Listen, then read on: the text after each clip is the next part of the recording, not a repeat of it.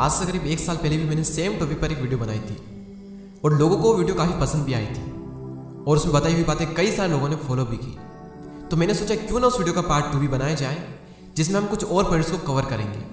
ये बात तो मुझे आपको बताने की ज़रूरत बिल्कुल भी नहीं है, क्योंकि ये बात तो आपको खुद भी ऑलरेडी पता होनी चाहिए कि अभी जिस एज में आप हो वो एज आप सबकी लाइफ की सबसे इंपॉर्टेंट एज है और आपकी लाइफ का सबसे इंपॉर्टेंट टाइम है। तो क्या वो बातें हैं जो कि हमें समझनी चाहिए, जो सिर्फ और सिर्फ अभी समझी जा सकती हैं, क्योंकि बाद में तो पछतावा करने के सिवाय हम कुछ कर नहीं सकते, लेकिन अभी हम बहुत कुछ कर सकते हैं, इवन सब कुछ कर सकते हैं। So let's start. तो नंबर 1 पॉइंट यहाँ पर आता है, think big but be ready to start small. सोचो बड़ा लेकिन छोटे से छोटे लेवल का काम करने के लिए हमेशा तैयार रहो, अपनी ईगो को साइड में रखकर। आप कितना ही बड़ा क्यों ना सोच लो, उसकी शुरुआत हमेशा छोटे से छोटे लेवल से ही होगी। जब मैंने चैनल स्टार्ट किया था तब मैं इस आज को इमेजिन करता था, लेकिन मेरी शुरुआत तो बहुत ही छोटे लेवल से हुई थी ना। इसी तरह बड़ा आप कितना ही सोच लो, अच्छी बात है, लेकिन उसकी शुरुआत हमेशा छोटे से छोटे लेवल से ही होगी।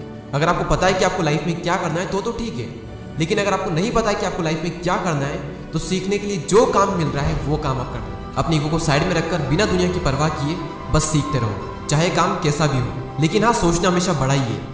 एंड गोल हमेशा हमारे माइंड में बड़ा ही होना चाहिए, चाहे शुरुआत हमेशा कितनी ही छोटी लेवल से क्यों ना हो। सेकंड पॉइंट यहाँ पर आता है, डोंट टेक एनीथिंग पर्सनली। यही वो एज है जिसमें कई सारे लोग फालतू की बातों को और कुछ लोग तो हर बात को सीरियसली ले लेते हैं। सिर्फ यही एज है, किसी ने कुछ कह दिया, नंबर थोड़े कम आ गए, दूसरों से कंपेयर करने लगते हैं और भी बहुत सी चीज़ें, छोटी छोटी बातों को लोग सीरियसली ले लेते हैं। और इसी एज में होता है ये सब। ना तो बचपन में हम ऐसा करते हैं और ना ही 25-30 की एज की बात करते हैं। ये 14 से तो 20 के बीच में ही होता है। और इतना पक्का है कि आने वाले टाइम में आपको पता चलेगा कि यार ऐसी चीज़ों को मैं फालतू में सीरियसली ले रहा था। तो जब आगे जाकर इसका एहसास होना ही है तो क्यों ना इसका एहसास अभी कर लो ताकि ज़िंदगी ठीक से जी पाओ। थर्ड पॉइंट यहाँ पर आता है, stop feeling bad about the past. मान लो कि आपकी एज जब 20 साल है तो आपको आने वाले 50 सालों के बारे में सोचना चाहिए, या फिर बीते पिछले कुछ 1-2 सालों में जो आपके साथ बुरा हुआ है उसके बारे में। ज़रा सोचो इसके बारे में एक बार। एक तरफ है आने वाले 50 साल और एक तरफ है बीते हुए 1-2 साल। तो आप किसके बारे में सोचोगे, आने वाले 50 सालों के बारे में या फिर बीते हुए 1-2 सालों के बारे में? अगर आपके साथ कुछ बुरा हुआ भी है तो जितना दुख मनाना है एक बार में मना लो, जितना रोना है रो लो। और जब आपका रोना धोना हो जाए तब कसम खा लेना कि आने वाली ज़िंदगी में इसके बारे में आप कभी भी नहीं सोचूंगा। जितना दुख मनाना था मना लिया, अब आगे बढ़ो। बहुत कुछ बचा है ज़िंदगी में, सिर्फ यही नहीं है, इसलिए बीते हुए के बारे में मत सोचो, ज़िंदगी में आगे बढ़ो। फोर्थ पॉइंट यहाँ पर आता है, इन्वेस्ट अर्ली। इन्वेस्टमेंट करने का तब तक कोई फायदा नहीं है जब तक कि इन्वेस्टमेंट अर्ली नहीं होगी, यानी कि जल्दी इसी एज में। इन्वेस्टमेंट के बारे में कई सारे लोग पता है क्या कहते हैं कि यार रिटर्न तो इतने सालों बाद मिलेगा, तब क्या हम घंटा एंजॉय करेंगे? एंजॉयमेंट की एज तो अभी है, तो उस पैसों का हम करेंगे क्या? भाई रिटायरमेंट नाम की कोई चीज़ होती है, आप अभी जो कमा रहे हो उससे एंजॉय करो, लेकिन उसमें से थोड़ा सा पैसा इन्वेस्ट करो ताकि आप सक्सेसफुली बिना टेंशन के रिटायर हो सको। देखो, इस दुनिया में पैसा कौन नहीं कमाना चाहता, सब फाइनेंशियल स्टेबिलिटी चाहते हैं, पर उसके लिए ज़रूरी है कि आप अपने फाइनेंस को मैनेज करें, अपना पैसा स्टॉक मार्केट में लगाएं। लेकिन अगर आपको स्टॉक मार्केट की इतनी नॉलेज नहीं है तो आप इनिशियल पब्लिक ऑफरिंग यानी आईपीओ में भी अप्लाई कर सकते हो। अभी रिसेंटली बहुत सारे आईपीओ जैसे नायका, पॉलिसी बाजार, परास डिफेंड लिस्ट हुए हैं और बहुत अच्छे लिस्टिंग गेन्स भी किए हैं, और आगे ऐसे ही बहुत बड़े बड़े आईपीओ आने वाले हैं। ऐसे में मैं आपको रिकमेंड करूंगा कि आप भी आईपीओ में अप्लाई करें। आईपीओ में अप्लाई करने के लिए मैं आपको सजेस्ट करूंगा 5 पैसा, क्योंकि यहाँ पर सारी आईपीओ की डिटेल आपको इजीली मिल जाती है। यहाँ पर आपको आईपीओ के बारे में वीडियोस और ब्लॉग्स भी मिल जाते हैं जिससे आप उस कंपनी के बारे में पूरी डिटेल्स जान सकते हो। और तो और आप बहुत इजीली आईपीओ में इन्वेस्ट कर सकते हो सिर्फ 2 स्टेप में। Step number 1, choose and apply for the IPO in the IPO section, and second step, block your fund through UPI. पर उससे पहले जरूरी है कि आप अपना डीमैट अकाउंट ओपन करें, उसके बाद ही आप किसी आईपीओ में अप्लाई कर पाएंगे। 5 पैसा में आईपीओ की डिटेल्स जैसे issue price, listing date, lot size बहुत इजीली अवेलेबल है, और तो और कंपनी डिटेल्स जैसे प्रॉफिट लॉस, प्रमोटर की डिटेल्स बहुत इजीली मिल जाती है, जिससे आपको उस आईपीओ में अप्लाई करना है नहीं करना डिसीजन लेने में बहुत ही हेल्प मिलती है। 5 पैसा पर आप सिर्फ 5 मिनट में अपना डीमैट अकाउंट ओपन कर सकते हैं, वो भी फ्री में। तो देर किस बात की, लिंक डिस्क्रिप्शन में दिया है, अभी डाउनलोड करें 5 पैसा ऐप, जो कि अब निवेश करना हुआ और भी आसान और लाभदायक। नेक्स्ट पॉइंट यहाँ पर आता है, हैव अ फन।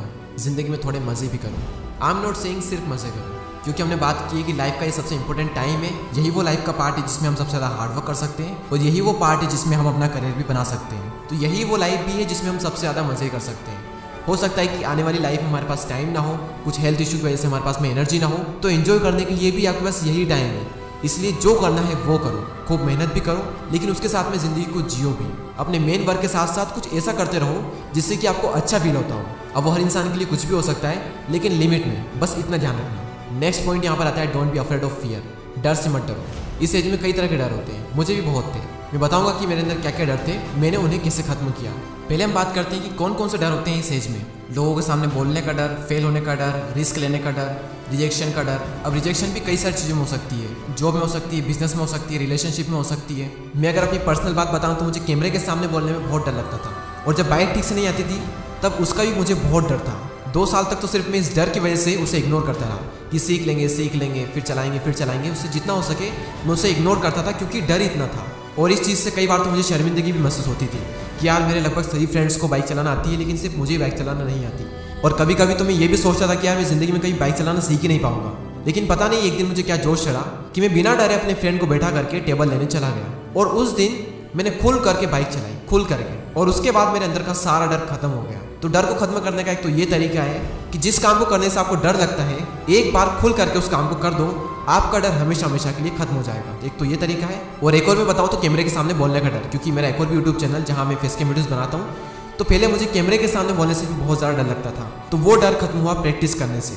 इसके ऊपर मैं ऑलरेडी एक डिटेल वीडियो बना चुका हूँ, डिस्क्रिप्शन में आपको लिंक मिल जाएगी, वहाँ जाकर आप देख सकते हैं। तो डर को खत्म करने के यही 2 तरीके हैं कि जिस काम को करने से डर लगता है, खुल करके उस काम को एक बार कर दो। और दूसरा तरीका यह है कि प्रैक्टिस कर करके ही आपके अंदर का डर खत्म होगा। तो उम्मीद करता हूँ कि आपको ये वीडियो पसंद आया होगा। अगर पसंद आया हो तो लाइक करें, और अगर चैनल को अभी तक सब्सक्राइब नहीं किया है तो please subscribe the channel and press the bell icon. मैं मिलूंगा आपसे अगले वीडियो में। जय हिंद, जय भारत।